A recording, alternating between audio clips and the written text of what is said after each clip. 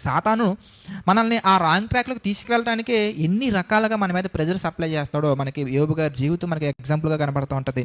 యోసేపు గారి జీవితం మనకి ఎగ్జాంపుల్‌గా కనబడుతుంటది. దావీదు గారి జీవితం మనకి ఎగ్జాంపుల్‌గా కనబడుతుంటది. వీళ్ళందరి జీవితాలలో వీళ్ళెక్కడా కూడా నా లిమిట్ దాటిపోయిందని చెప్పేసి దేవుని చిత్తానికి వ్యతిరేకంగా వెళ్ళినట్టు కనిపించదు. యోబు గారి జీవితం మనం చూస్తే పిల్లలు కూడా చనిపోతారండి.